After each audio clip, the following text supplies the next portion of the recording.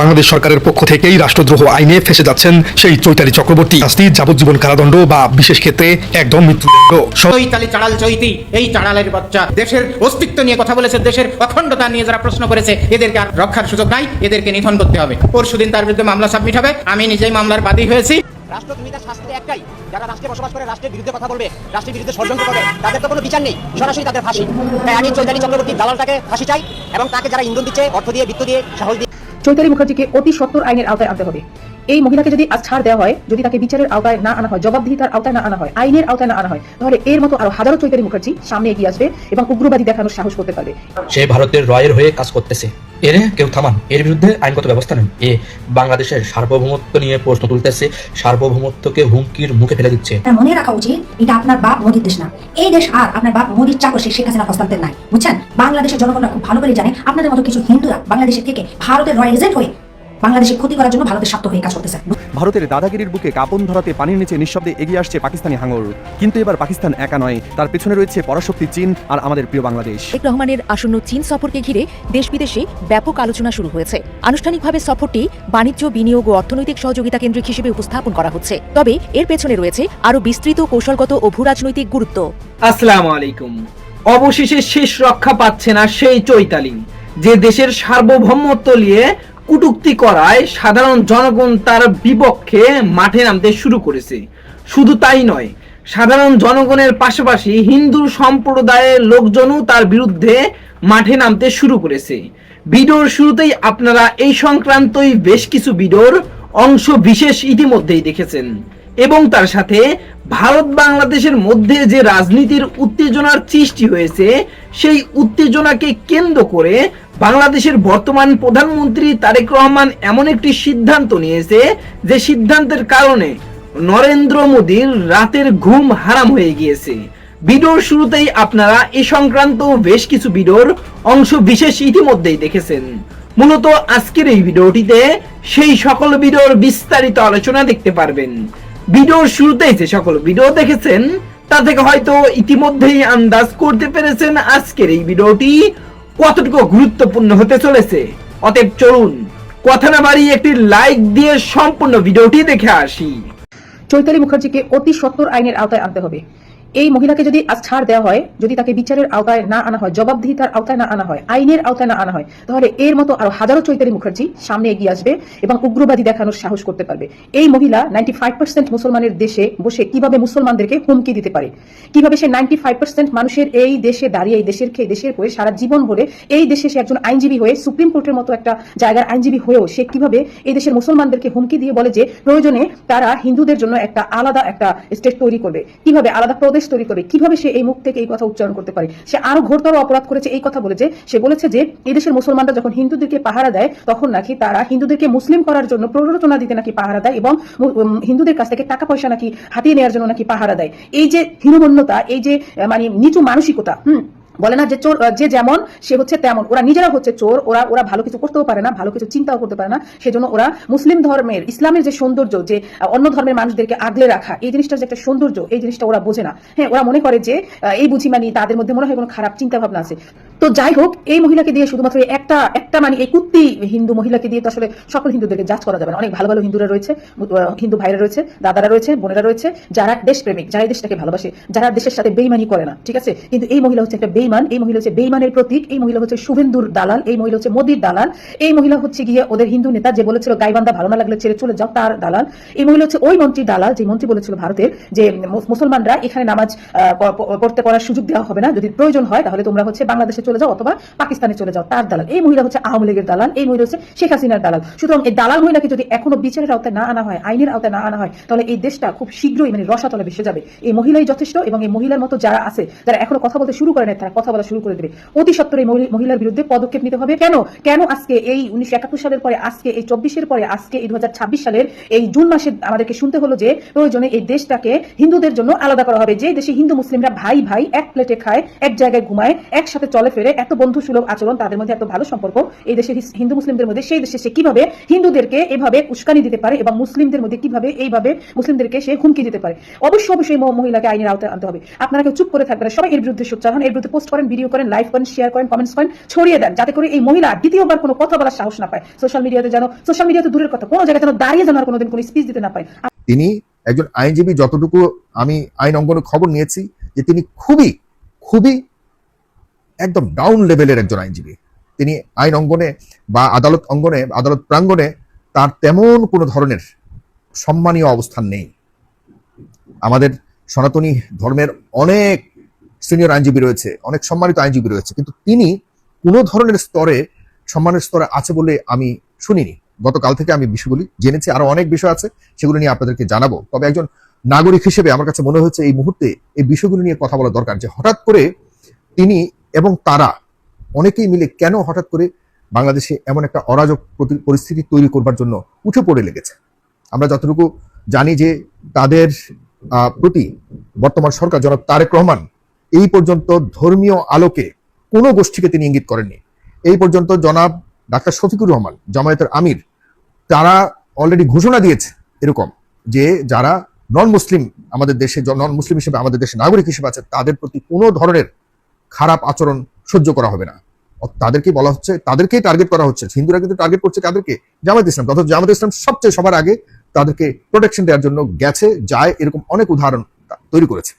একরকম বাংলাদেশে আমাদের যারা সংখ্যালঘু সম্প্রদায় রয়েছে বিভিন্ন, তাদেরকে কে কতটা প্রোটেকশন দিতে পারে, এই 5 তারিখের পর আমরা রীতিমতো কম্পিটিশন দেখেছি যে তাদেরকে কে দলের মধ্যে ভিড়াতে পারে, তাদেরকে কে কতটা রক্ষা করতে পারে, তাদের প্রতি কে কতটা ভালোবাসা দেখাতে পারে, এই ধরনের রীতিমতো প্রতিযোগিতা চলছে। কিন্তু দুঃখজনকভাবে আমাদের এই সনাতনী বলেন বা সংখ্যালঘু সম্প্রদায়ের যারা রয়েছেন, তারা আমাদের এই ভালোবাসার বিষয়টাকে দুর্বলতা ভেবে নিচ্ছেন। তারা একরকম রাজনৈতিক একটা অবস্থা তৈরি করবার জন্য, একটা সিন ক্রিয়েট করবার জন্য পরিকল্পিতভাবে তারা মাঠে নামার চেষ্টা করছেন। আমার বন্ধু বান্ধব আছে, খুব কলিজার বন্ধু বান্ধব আছে হিন্দু সম্প্রদায়ের বা অন্যান্য সম্প্রদায়ের, কখনোই এই যে আমি যে অঞ্চলে আছি একটা টু শব্দ আমরা কখনো শুনিনি। একসাথে সবাই আড্ডা, রাজনীতি, আঞ্চলিক যে আপনার সামাজিক বন্ধন, সামাজিক আচার অনুষ্ঠান সবকিছুর মধ্যে চলতে দেখছি। কিন্তু এই যে গোষ্ঠীটা হঠাৎ করে মাথাচাড়া দিয়ে উঠছে, এদের লক্ষ্য কি, এদের উদ্দেশ্য কি? আমাদের দেশের গোয়েন্দাদের আরো বেশি সক্রিয়ভাবে বের করতে হবে। আমি লক্ষ্য করেছি ভারতে যখনই পশ্চিমবঙ্গে সরকার পরিবর্তন হলো, মমতা বন্দ্যোপাধ্যায়কে সেখানে ষড়যন্ত্র করে তাকে ক্ষমতা থেকে চ্যুত করা হলো, তারপরেই সেখানকার মুসলিমদের উপরে একদম অতর্কিতভাবে সেখানকার মুসলিমদের ঘর বাড়ি মসজিদ সব ভেঙে চুরমার করে দেওয়া হয়েছে। বাংলাদেশে একটা টু শব্দ কেউ করেনি। বাংলাদেশের মানুষ মুসলিম সম্প্রদায় 95% মুসলিম সম্প্রদায়ের দেশ হলেও পার্শ্ববর্তী একটি এলাকায় মুসলিম নির্যাতনের চিত্র দেখার পরেও কিন্তু কেউ টু শব্দটা করেনি। আমরা ভেবেছি সেই দেশের বিষয়, সে দেশে থাকবে, সার্বভৌমত্ব আমরা সম্মান করতে চাই। কিন্তু প্রিয় ভাইরা সেটা কি করছে আমাদের দেশের? আপনারা মাথায় রাখবেন, আমি কিন্তু কোনোভাবেই বলবো না আপনারা এইসব এই কোথাকার কোন কি চৈতালি বা এই জাতীয় কারো কথা শুনে আপনারা কেউই উদ্বিগ্ন হবেন না। এই জাতীয় কিছু মানুষ আছে যারা শুধু ব্যবহৃত হয়, তারা নিজেরাও জানে না তারা কেন ব্যবহৃত হচ্ছে। এদের এই টাইপের মানুষগুলিকে একসার সময় টিস্যু পেপারের মতো ফেলে দেওয়া হয়, বিভিন্ন রাজনৈতিকভাবে ব্যবহার করার পর, সামাজিক বিভিন্ন উদ্দেশ্যমূলক কাজে ব্যবহার করার পর এদেরকে টিস্যু পেপারের মতো ফেলে দেওয়া হয়। এরা নিজেরও টের পায় না, এরা নিজেরও বোঝে না। দুঃখজনক। 5 তারিখের পর বাংলাদেশে একটা পরিবর্তন আনবার জন্য সবাই কাজ করেছে, হিন্দুরাও যথেষ্ট কাজ করেছে।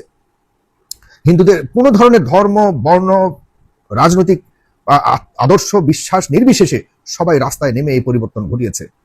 কিন্তু আপনারা কি মনে করেন এই যে আগে অবৈধভাবে এবং ধর্মীয় পরিচয়ে বিভিন্ন ধরনের লোভনীয় অনেক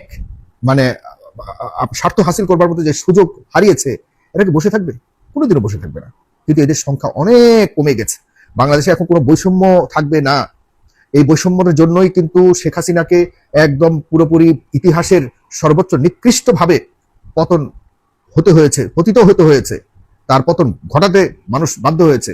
এমন ধরনের বৈষম্য যে অমুকের কারণে, অমুক এই ধর্ম বা অমুকের এই এই কারণে তাকে আমরা বেশি প্রায়োরিটি দিব এবং আমাদের স্বার্থ উদ্ধারের জন্য, রাজনৈতিক স্বার্থ উদ্ধারের জন্য, আন্তর্জাতিক সম্প্রদায়কে আমাদের রাজনৈতিক স্বার্থের জন্য আমরা ব্যবহার করবার জন্য অমুক সম্প্রদায়কে আমরা ব্যবহার করব, এই ধরনের বৈষম্যমূলক রাজনৈতিক অ্যাক্টিভিটি বাংলাদেশের মানুষ মেনে নেবে না। আপনারা বাংলাদেশের মানুষকে সবাইকে বাংলাদেশের নাগরিক হিসেবে দেখার চেষ্টা করবেন, কাউকেই হিন্দু, মুসলিম, বৌদ্ধ এই হিসেবে দেখার চেষ্টা করবেন না। ৫৫ বছর পর, হ্যাঁ প্রিয় দর্শক, ঠিক ৫৫ বছর পর বঙ্গোপসাগরের নীল পানিতে আবারও ফিরে এসেছে পুরনো আতঙ্ক। ভারতের দাদাগিরির বুকে কাঁপন ধরাতে পানির নিচে নিঃশব্দে এগিয়ে আসছে পাকিস্তানি হাঙর। কিন্তু এবার পাকিস্তান একা নয়, তার পেছনে রয়েছে পরাশক্তি চীন আর আমাদের প্রিয় বাংলাদেশ। ভাবছেন এটা পাকিস্তানের একটা সাধারণ সামরিক টহল? একদমই না। শিলিগুড়ি করিডোর বা ভারতের সে বিখ্যাত চিকেন নেক নিয়ে নয়াদিল্লি যে গোপন ষড়যন্ত্রের জাল বুনেছে তা এখন একদম ফাঁস হয়ে গেছে। আর সেই ষড়যন্ত্রের জবাব দিতেই এবার এক কাউন্টার মাস্টার প্ল্যান রেডি করেছে পাকিস্তান ও বাংলাদেশ। ফলে ভারতের মূল ভূখণ্ডকে সেভেন সিস্টার থেকে বিচ্ছিন্ন করার ভয়, আর অন্যদিকে বঙ্গোপসাগরে পরমাণু শক্তিধর সাবমেরিনের আনাগোনা, সব মিলিয়ে দক্ষিণ এশিয়ার ভূরাজনীতিতে এক মহা বিস্ফোরণ ঘটতে যাচ্ছে। আজকের এই ভিডিওতে আমরা নিখুঁত তথ্য দিয়ে বিশ্লেষণ করব ভারতের সেই নতুন ষড়যন্ত্রের রূপরেখা এবং বাংলাদেশ ও পাকিস্তানের সেই যৌথ পাল্টা চাল যা ভারতের রাতের ঘুম উড়িয়ে দিয়েছে। পুরো ঘটনাটির বিস্তারিত জানতে ভিডিওটি শেষ সেকেন্ড পর্যন্ত চোখ রাখুন। গল্পের শুরুটা বুঝতে হলে আমাদের প্রথমে তাকাতে হবে মানচিত্রের দিকে। ভারতের মানচিত্রের দিকে তাকালে উত্তর পূর্ব কোণে একটি সরু অঞ্চল দেখা যায় যা ভারতের মূল ভূখণ্ডের সঙ্গে আসাম, ত্রিপুরা, মেঘালয় সহ 7টি রাজ্য বা সেভেন সিস্টার্সকে যুক্ত করেছে। এই সরু অংশটিকে বলা হয় শিলিগুড়ি করিডোর, আর ভূরাজনীতির ভাষায় এর নাম চিকেন নেক বা মুরগির গলা। ভারতের জন্য এই জায়গাটি কতটা সংবেদনশীল তার বলার অপেক্ষা রাখে না। যদি কোনোদিন চীনের সাথে ভারতের যুদ্ধ বাঁধে আর চীন যদি কোনোভাবে এই মাত্র 20 থেকে 22 কিলোমিটার চওড়া করিডোরটি দখল করে নিতে পারে, তবে ভারতের মূল মানচিত্র থেকে ওই 7টি রাজ্য পুরোপুরি বিচ্ছিন্ন হয়ে যাবে। ভারতের প্রতিরক্ষা ব্যবস্থা তাসের ঘরের মতো ভেঙে পড়বে। এই ভয় থেকে ভারত এখন এক ভয়ঙ্কর এবং আগ্রাসী পরিকল্পনা হাতে নিয়েছে। ভারতের এই নতুন ষড়যন্ত্রের মূল লক্ষ্য হলো বাংলাদেশকে চারদিক থেকে সামরিক ও কৌশলগতভাবে চাপে রাখা। তথ্য বলছে ভারত এই শিলিগুড়ি করিডোরকে কেবল একটি দুর্বলতা হিসেবে না রেখে একে একটি দুর্ভেদ্য সামরিক দুর্গে পরিণত করছে। কি করছে তারা সেখানে? সাম্প্রতিক সময়ে ভারত এই চিকেন নেকে মোতায়েন করেছে তাদের সবচেয়ে আধুনিক রাফাল যুদ্ধবিমান, বসানো হয়েছে শক্তিশালী আকাশ প্রতিরক্ষা ব্যবস্থা। শুধু তাই নয়, বাংলাদেশ সীমান্ত ঘেঁষা ভারতের 4টি পুরনো বিমান ঘাঁটিকে রাতারাতি আবার সক্রিয় করা হচ্ছে। একটি বিমানবন্দরকে করা হচ্ছে আধুনিকায়ন, আর ভবিষ্যৎ যুদ্ধের কৌশল হিসেবে শিলিগুড়ি করিডোরের মাটির নিচ দিয়ে তৈরি করা হচ্ছে একটি বিশাল ভূগর্ভস্থ রেল লাইন। সামরিক বিশেষজ্ঞরা বলছেন ভারতের এই যুদ্ধের জন্য মহাপরিকল্পনা আর সামরিক উদ্যোগ সরাসরি বাংলাদেশের সীমান্ত ও জাতীয় নিরাপত্তার জন্য এক বিরাট হুমকি তৈরি করছে। ভারত আসলে এই সামরিক শক্তির জোর দেখিয়ে বাংলাদেশের উপর একপাক্ষিক সিদ্ধান্ত চাপিয়ে দিতে চায়। দিল্লির মূল উদ্দেশ্য হলো বাংলাদেশ যেন কখনো ভারতের ইচ্ছার বাইরে গিয়ে চীন বা অন্য কোনো পরশক্তির সাথে গভীর সামরিক জোটে না জড়াতে পারে, তাকে আগেভাগেই ভয় দেখিয়ে সোজা রাখা। কিন্তু দাদাগিরির দিন কি আর আছে? ভারতের এই চালের বিপরীতেই এবার তৈরি হয়েছে এক পাল্টা সমীকরণ। ভারত যখন উত্তর সীমান্তে বাংলাদেশকে চাপে ফেলার ছক কষছে, ঠিক তখনই ভারতের দক্ষিণ দিকে অর্থাৎ বঙ্গোপসাগরের নীল পানিতে এক বিশাল ওলটপালট শুরু হয়ে গেছে।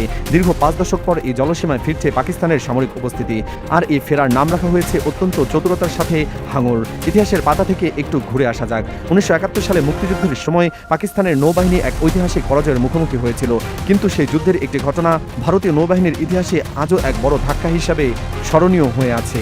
পাকিস্তানি সাবমেরিন পিএনএস হাঙ্গর এর টর্পেডো আক্রমণে ডুবে গিয়েছিল ভারতীয় যুদ্ধজাহাজ আইএনএস কুকরি। স্বাধীন ভারতের ইতিহাসে সেটিই ছিল প্রথম কোনো যুদ্ধজাহাজ ডুবে যাওয়ার ঘটনা। সেই যুদ্ধের 55 বছর পর পাকিস্তান সেই একই প্রতীকী নামকে সামনে এনেছে। চীন থেকে তৈরি করে নেওয়া হয়েছে একদম নতুন ও আধুনিক হাঙ্গর ক্লাস সাবমেরিন। চলতি বছরের এপ্রিল মাসে এই সিরিজের প্রথম সাবমেরিনটি পাকিস্তানের হাতে এসেছে, যাকে পাহারা দিয়ে করাচি বন্দরে নিয়ে এসেছে পাকিস্তানের যুদ্ধজাহাজ পিএনএস তৈমুর। চীন এই সিরিজের মোট 8টি সাবমেরিন পাকিস্তানকে সরবরাহ করবে। এখন টুইস্টটা কোথায়? জুন মাসের প্রথম সপ্তাহে শ্রীলঙ্কার কলম্বো বন্দরে দাঁড়িয়ে পাকিস্তানি নৌবাহিনী ফ্লোটিলা কমান্ডার কমান্ডো এর ওমর ফারুক এক বিস্ফোরক ঘোষণা দেন। তিনি পরিষ্কার জানিয়েছেন এই নতুন হাঙ্গর ক্লাস সাবমেরিনে যুক্ত হওয়ার পর পাকিস্তান এবং বঙ্গোপসাগরের দীর্ঘমেয়াদী উপস্থিতি বজায় রাখতে পুরোপুরি সক্ষম। যে বঙ্গোপসাগরকে ভারত এতদিন নিজের ঘরের পুকুর বলে মনে করত, যেখানে ভারতের প্রভাব ছিল একচ্ছত্র, সেখানে এখন পাকিস্তানের অত্যাধুনিক সাবমেরিন নিয়মিত টহল দেবে। এর ফলে ভারতের পূর্বাঞ্চলীয় নৌঘাঁটি এবং বিশেষ করে বিশাখাপত্তনম ভিত্তিক ইস্টার্ন নেভাল কমান্ডের সমস্ত গোপন নড়াচড়া এখন এই হাঙ্গরের নজরদারির আওতায় চলে আসবে। ভারতের জন্য এর চেয়ে বড় মাথা ব্যথা আর কি হতে পারে? এখন আপনাদের মনে একটাই প্রশ্ন আসতে পারে, পাকিস্তানের সাবমেরিন বঙ্গোপসাগরে আসবে ভালো কথা, কিন্তু এতে বাংলাদেশের ভূমিকা কি? পাকিস্তান কিভাবে বাংলাদেশকে সঙ্গ দিচ্ছে? এখানেই লুকিয়ে আছে ভূরাজনীতির সবচেয়ে চমৎকার ম্যাজিক। 2024 সালে বাংলাদেশে ঘটে যাওয়া বড় রাজনৈতিক পরিবর্তনের পর ঢাকা ও ইসলামাবাদের সম্পর্কের বরফ গলতে শুরু করেছে অত্যন্ত দ্রুত গতিতে। যে দুই দেশের মধ্যে দশকের পর দশক ধরে একটা কূটনৈতিক দূরত্ব ছিল, তারা এখন বাণিজ্য, কূটনীতি এবং সবচেয়ে বড় কথা সামরিক যোগাযোগের ক্ষেত্রে একে অপরের হাত ধরছে। এর সবচেয়ে বড় প্রমাণটা পাওয়া যায় 2025 সালের নভেম্বর মাসে। 1971 সালের পর এই প্রথম কোনো পাকিস্তানি যুদ্ধজাহাজ পিএনএস সাইফ বঙ্গোপসাগরের বুক চিরে সরাসরি বাংলাদেশের চট্টগ্রাম বন্দরে এসে নোঙর করে। এই একটি ঘটনা পুরো দক্ষিণ এশিয়ার ভূরাজনীতিতে এক মহা আলোড়ন সৃষ্টি করেছিল। নয়াদিল্লির সাউথ ব্লকে তখন রীতিমতো লালবাতি জ্বলে উঠেছিল। বর্তমানে বাংলাদেশ ও পাকিস্তানের মধ্যে এক সম্ভাব্য প্রতিরক্ষা সহযোগিতা নিয়ে ভেতরে ভেতরে গভীর আলোচনা চলছে। বিশেষজ্ঞরা বলছেন এটা সহযোগিতার মধ্যে রয়েছে সামরিক সমন্বয়, গোয়েন্দা তথ্য বিনিময় এবং যৌথ সামরিক মহড়ার মতো অত্যন্ত গুরুত্বপূর্ণ বিষয়গুলো। ভারত চেয়েছিল শিলিগুড়ি করিডোরে সামরিক শক্তি বাড়িয়ে বাংলাদেশকে চার দিক থেকে কোণঠাসা করতে, যাতে বাংলাদেশ ভারতের সব কথা শুনতে বাধ্য হয়। কিন্তু বাংলাদেশ এখন কাউন্টার চাল হিসাবে পাকিস্তানের সাথে সম্পর্ক স্বাভাবিক করছে এবং চীনকে পাশে রাখছে। এর ফলে ভারত যদি উত্তর সীমান্তে কোনো চাল চালার চেষ্টা করে, তবে দক্ষিণ সীমান্তে বঙ্গোপসাগরে পাকিস্তান এবং চীনের যৌথ শক্তি ভারতকে চাপে ফেলে দেবে। অর্থাৎ ভারতকে এখন দুই দিক থেকে ব্যালেন্স করার এক নিখুঁত ছক সাজানো হয়েছে। অনেকেই বলতে পারেন, ভারতকে চাইলে পাকিস্তানের এই সাবমেরিন বা যুদ্ধজাহাজ বঙ্গোপসাগরে আসা আটকে দিতে পারে। উত্তর হলো না, ভারতের সেই ক্ষমতা আইনিভাবে নেই। আন্তর্জাতিক সমুদ্র আইন এখানে ভারতের হাত পা পুরোপুরি বেঁধে দিয়েছে। আইন অনুযায়ী যে কোনো দেশের উপকূল থেকে 12 নটিক্যাল মাইল পর্যন্ত তার নিজস্ব সার্বভৌম এলাকা এবং 200 নটিক্যাল মাইল পর্যন্ত অর্থনৈতিক অঞ্চল বা ইইজেড। এই 200 নটিক্যাল মাইলের পর থেকে শুরু হয় তাকে বলা হয় আন্তর্জাতিক জলসীমা বা হাই সিজ। এই আন্তর্জাতিক জলসীমায় পৃথিবীর যে কোনো দেশের যুদ্ধজাহাজ, সাবমেরিন বা বাণিজ্যিক জাহাজ সম্পূর্ণ স্বাধীনভাবে চলাচল করতে পারে। কেউ কারো উপর নিষেধাজ্ঞা চাপাতে পারে না। বঙ্গোপসাগরের ভৌগোলিক গঠনটা যদি দেখেন, এবং পূর্ব পশ্চিমের গড় প্রস্থ প্রায় 540 থেকে 700 নটিক্যাল মাইল, তার মানে এর একটা বিশাল অংশ হচ্ছে আন্তর্জাতিক জলসীমা। পাকিস্তান যদি তার সাবমেরিন নিয়ে এই আন্তর্জাতিক জলসীমায় টহল দেয়, ভারতের বুকে কাঁপন ধরিয়ে বিশাখাপত্তনমের দিকে দূরবীন তাক করে বসে থাকে, তবুও ভারত আইনিভাবে কিছুই করার নেই। আমি আশা করছি সম্পূর্ণ ভিডিওটি দেখেছেন এবং এই ভিডিওর সাপেক্ষে আপনার কি মতামত সেটা অবশ্যই কমেন্ট বক্সে জানিয়ে যাবেন। ভিডিওটি ভালো লেগে থাকলে শেয়ার করতে ভুলবেন না। আমাদের এই চ্যানেলে নতুন হয়ে থাকলে চ্যানেলটি সাবস্ক্রাইব করে চ্যানেলের পাশে থাকবেন। আর যারা ইতিমধ্যে চ্যানেলটি সাবস্ক্রাইব করেছেন তাদেরকে অসংখ্য ধন্যবাদ। দেখা হবে নতুন কোনো ভিডিও নিয়ে। ততক্ষণ সবাই সুস্থ থাকবেন। আল্লাহ হাফেজ।